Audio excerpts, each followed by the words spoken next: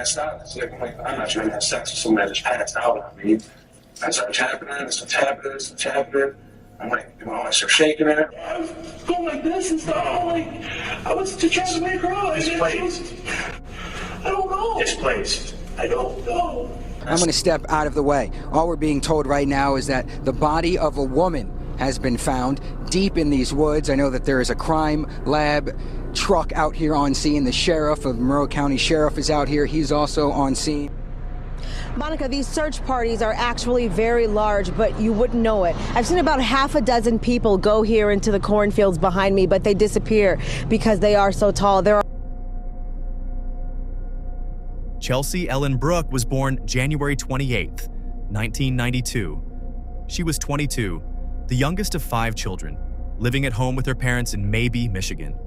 She worked at Olga's Kitchen for 4 years without missing a shift. She had plans. A culinary degree at Monroe Community College. She was building towards something. She was outgoing, optimistic, a jokester. The kind of person who made a room warmer by walking into it. Weeks before Halloween. Chelsea at home, sewing. Chelsea spent weeks making her costume by hand. She sewed fake leaves onto a green leotard, paired it with black yoga pants, green tights, a maroon wig, and red lipstick. She got a wine jug and relabeled it Poison. She was going as Poison Ivy. On the evening of October 25, 2014, they drove to the party together. The leotard had no pockets, no room for a phone or wallet, so she gave her phone to her friend and co-worker Rebecca Brinson to hold for her. She'd get it back at the end of the night. She wasn't planning to go anywhere without her. The party was held at a rural property in Frenchtown Township, hosted by a man called Big Mike, Michael Williams. Between 600 and 1,000 people showed up. Costumes, bonfires, music, darkness. The only light came from the bonfire and the moon.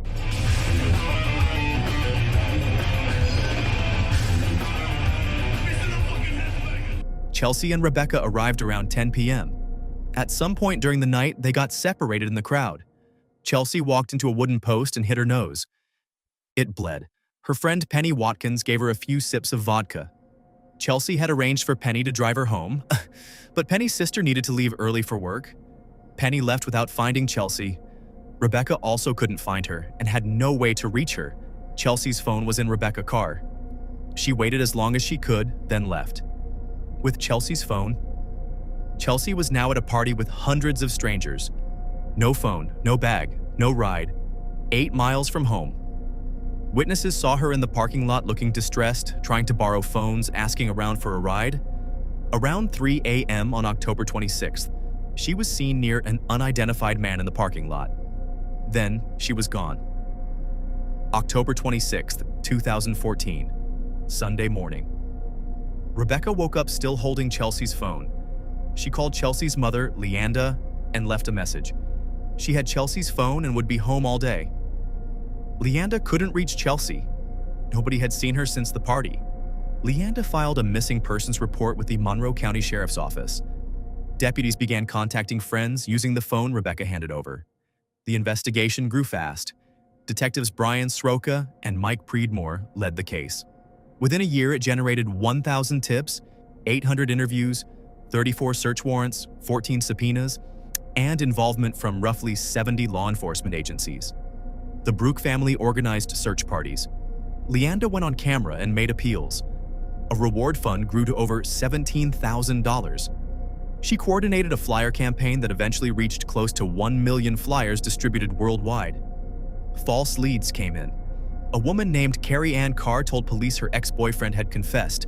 She had made it up entirely to frame him. A man named Harlan Bird claimed he saw 2 men take Chelsea from the party.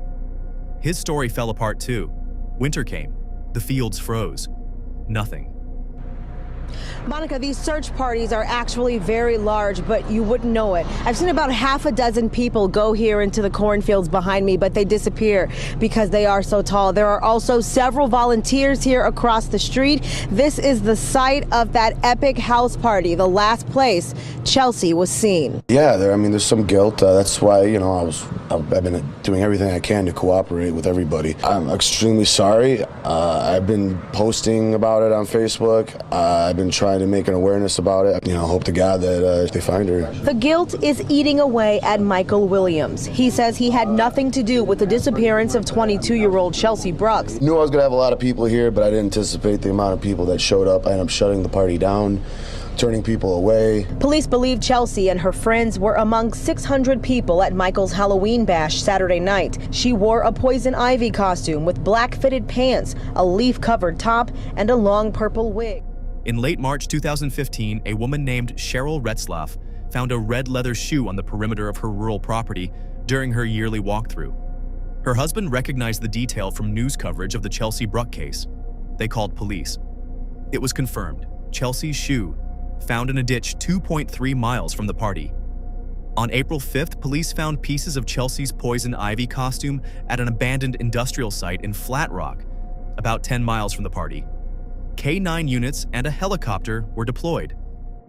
Tonight, the Office of the Monroe County Sheriff releasing an update involving the disappearance of Chelsea Bruck, perhaps the lead that could mean a huge break in their investigation, acting on a tip during a 2-day search here at Vreeland and Peters in Flat Rock. State police and deputies able to collect clothing and other evidence. On April 24th, 2015, 6 months after Chelsea vanished, a construction crew excavating land near Briar Hill Road in Ash Township. Right now, most of the action is taking place behind me, about a quarter mile into these woods, deep behind me. Still a very active scene right now. State police are out here, the Monroe County Sheriff's Department. I'm going to step out of the way. All we're being told right now is that the body of a woman has been found deep in these woods. I know that there is a crime lab truck out here on scene. The sheriff of Monroe County Sheriff is out here. He's also on scene. The body was nude, partially decomposed, covered by logs and branches. Chelsea had been there all winter. Dental records confirmed the identification on April 25, 2015. It was Chelsea Ellen Bruck, 22 years old. Wayne County Medical Examiner's Office, April 25, 2015. Dr. Lee Hlavity, Deputy Chief Medical Examiner for Wayne County, conducted the post-mortem examination. Chelsea Bruck died from blunt force trauma to the head. Her face had been fractured, across the nose, the eyes, through the jaw. Her jaw was broken. 2 teeth were chipped. The pattern and severity of the fractures were consistent with being struck repeatedly, with force, by a fist or blunt object. Dr. Hlavity stated she was 99.9% certain Chelsea did not die from strangulation. The injuries to her face were not post-mortem. They were inflicted while she was alive.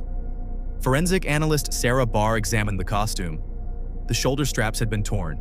The crotch panel had been torn or cut out. Blood was collected from the inside of the fabric. Skin cells were also recovered. The purple ribbons on lampposts were signs of lingering hope Chelsea was somewhere alive. And now the news that body was hers is hitting hard. There was always hope that she was still alive, but now the hope is gone. So there's closure to it now, but still, it's really rough. At Olga's at the Mall of Monroe, where Chelsea worked as a hostess, purple ribbons and ornaments encouraged diners to keep Chelsea in their thoughts. And on the Facebook page that kept thousands updated during the search, her brother Nathan posted a brief comment yesterday, thanking everyone for their efforts. He called this the end of the search for Chelsea, but just the beginning of the search for justice. Things like that happen everywhere, but in a small town, everybody knows everybody, and everybody goes to church together, and everybody just knows, so it's tough. It's like one of your own. A second DNA profile was identified on the costume. Male, unknown. The male DNA profile was submitted to CODIS, the FBI's national DNA database. No match. Police had a clean, complete profile of the man who had been with Chelsea. They had no name. The profile sat in the system and waited. Months passed. The case went quiet in the public eye. Detectives kept working. Nothing came back. 2016, nearly 2 years later. In early 2016, Daniel Clay, a 27-year-old man from Newport, Monroe County, was arrested on an unrelated robbery charge. His DNA was collected as required by law and entered into CODIS. The system flagged a match. His DNA matched the profile from Chelsea's costume. He had a long criminal history. He had been at the party. He had been right there the entire time. On July 22, 2016, a dozen officers surrounded Clay's home at the Frenchtown Villa Mobile Home Park. When they knocked, he ran out the back. He was caught. From custody, Clay made calls.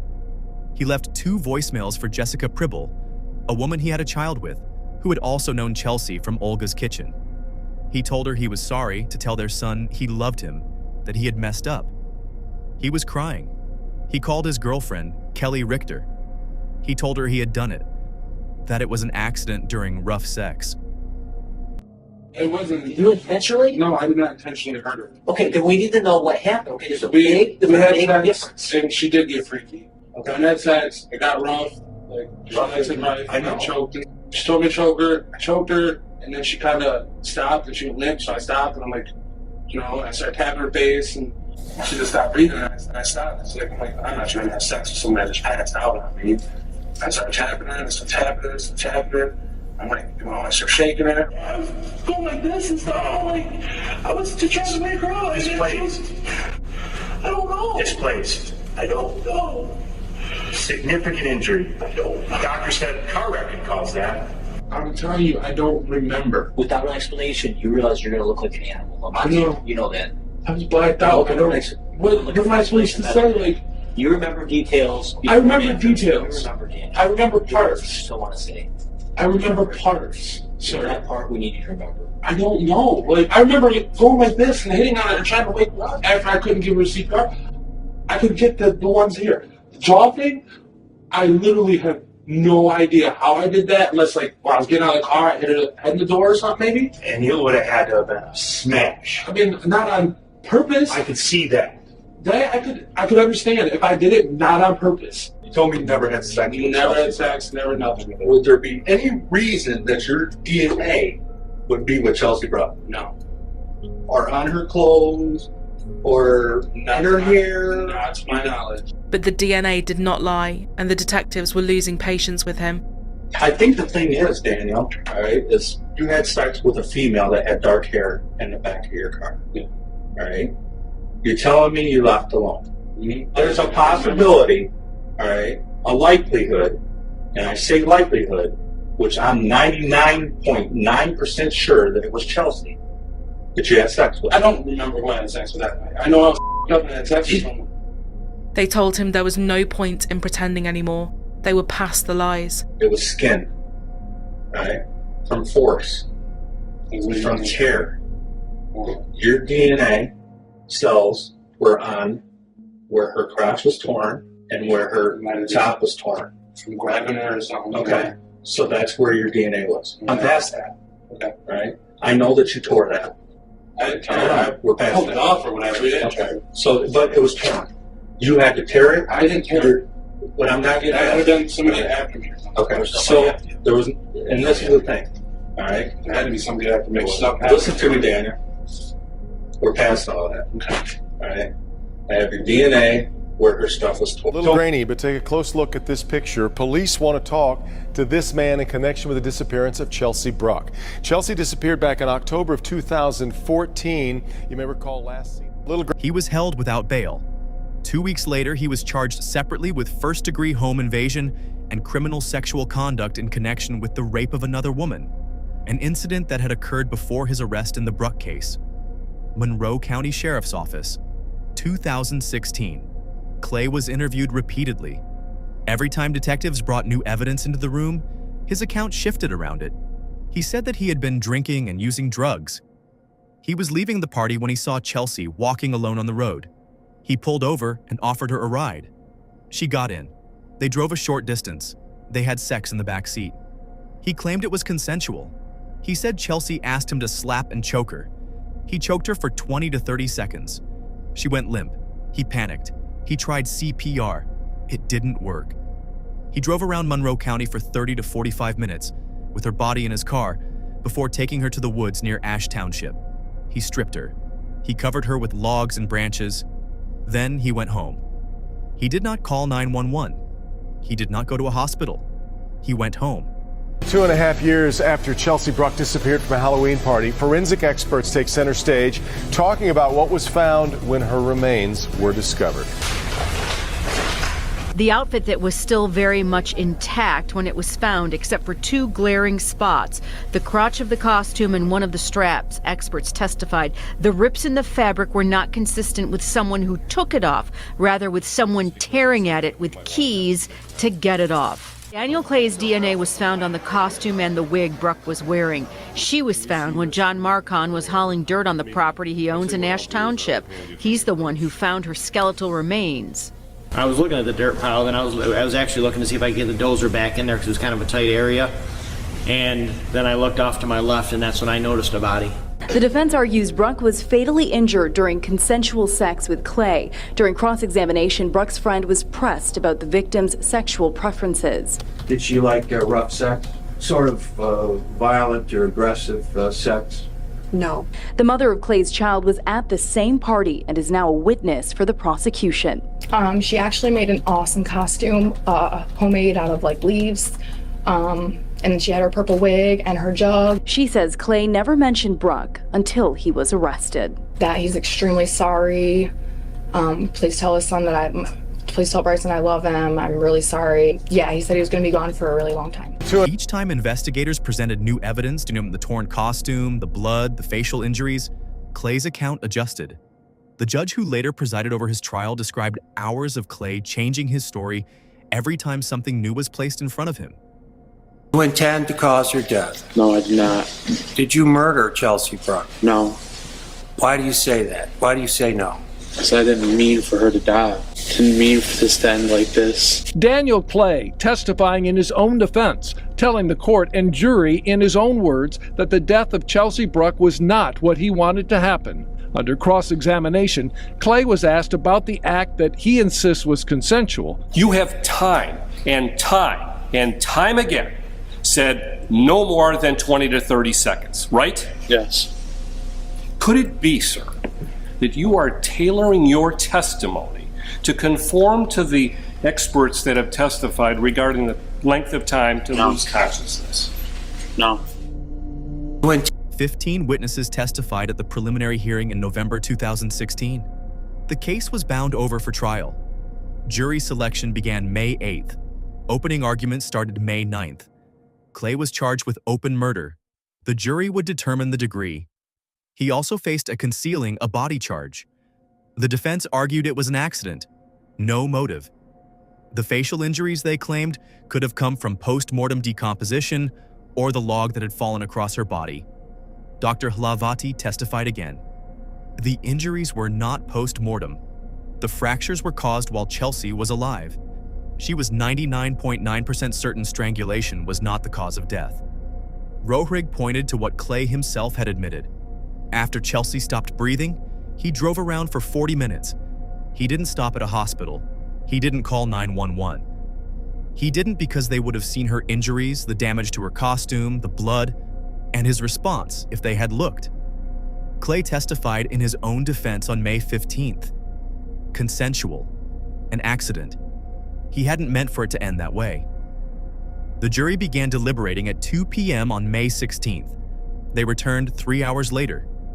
Daniel Clay was found guilty of felony murder and concealing a body. Under Michigan law, felony murder carries mandatory life in prison without the possibility of parole. Of felony murder in the death of Chelsea Bruck. This is exactly what the prosecution wanted today. Daniel Clay guilty. This is still first-degree murder. The jury basically decided it wasn't premeditated, but they thought it was still first-degree felony murder, meaning that Chelsea Bruck was killed while another felony was in progress, whether that be kidnapping or criminal sexual conduct. It also means the jury completely rejected Daniel Clay's notion that this was somehow consensual sex. And the jury had a lot of options here. One of those two murder choices and also concealing a dead body, but they could have gone, if they did believe Daniel Clay, with manslaughter. They did not do that. And obviously, though, when that first not guilty verdict was read, there was an audible gasp in the courtroom, not knowing what was coming next. Listen. We, the jury, find as follows. Count 1, first-degree murder, not guilty. Felony murder, guilty. We're pleased with the jury's verdict. We think it was well-founded and certainly supported by the evidence. Sentencing was set for July 13, 2017. Prosecutor Roerig told the court it was day 990 since Chelsea was murdered. Leanda Bruck stood and faced the man who had killed her daughter. Today, with the strength from Jesus Christ, I forgive Daniel Clay. I do not want my Lord to ask why I could not offer forgiveness to Mr. Clay. She handed him a Bible. He accepted it. Judge Daniel White had said something to Clay. It's clear to me, Mr. Clay, you're a liar, a rapist, and a killer. Daniel Clay sentenced to life in prison without parole for the murder of Chelsea Bruck. I'm sorry. Daniel Clay apologizing for what he's accused of exclusively to Action News cameras after his arraignment on second-degree murder charges. In court today, he told the judge he didn't want bond, apparently preferring a jail cell. The judge agreed. Clay, who has 10 previous arrests on his record, reportedly told his current girlfriend in a confession from jail he picked up the 22-year-old Bruck after a Halloween party, and rough sex turned deadly. Action News also learning today from sources the suspect had some of Bruck's items in his home. In court, Bruck's immediate family sat in the front row just feet from Clay. Others in the back could be heard seething with frustration and anger, once face-to-face with the suspect. They later left without comment. Daniel's girlfriend Kelly said he had called her from jail and confessed again, but still claimed it was an accident. And he told me he did it, and I told him not to lie to me, and I wanted the truth. You know what I mean? If you love me, then tell me the truth, like what's going on. And he told me he did it. And Daniel Clay was sentenced to life in prison without the possibility of parole. He was 28. He is currently held at Ernest C. Brooks Correctional Facility in Muskegon Heights, Michigan. In January 2019, the Michigan Court of Appeals reviewed his case and upheld the conviction and sentence.